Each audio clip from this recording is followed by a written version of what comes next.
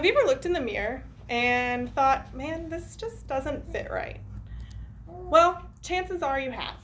Whether you're standing next to a bride and a groom, getting a bridesmaid's dress or a tux, chances are that you've seen a tailor to get something altered, which is my ultimate job. This field isn't exactly an easy skill set to learn. Fortunately, my mother's a tailor, her mother was a tailor, and my grandmother was a tailor. So I've been studying to be a tailor and practicing these skills for about 15 years, which is exactly why I want to become a tailor. It's a generational thing. My goal is to inform my peers about the importance of tailoring and why it interests me, the requirements of the job, and the effect on the community. First, what exactly is tailoring?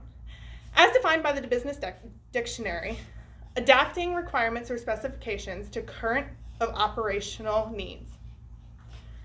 Your curtains, pants, or even something as simple as your socks all have to have a pattern in order to become the items they are. A tailor is the individual that can take a drawing of a garment and create the pattern to bring the drawing to life. Learning how to compensate for the natural curves and lines of the human body are among the most difficult of the skills, but those are just the beginning. Once those skills are mastered, there are many machines available to be used, including but not limited to sewing machines, cover stitch machines, sergers, zigzag, and hemming machines. Next, we will talk about job requirements. There are degrees that you can get in order to become a tailor, but in terms of what is required, a degree is not on the list.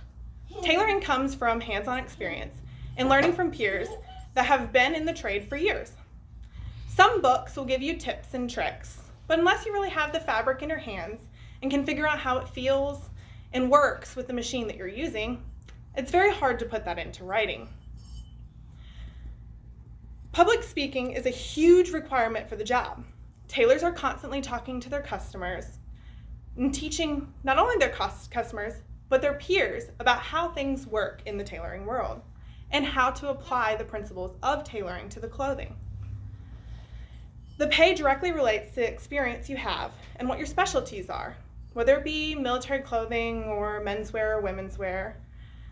Glassdoor, which is a company that gives reviews and salary information and local job listings, says that a tailor can make anywhere from $13 to $27 an hour depending on their specialties.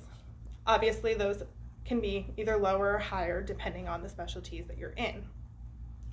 Last, what does a tailor do for the community? Well, for starters, they help people not look like they're wearing their mom or dad's suit when they go to work.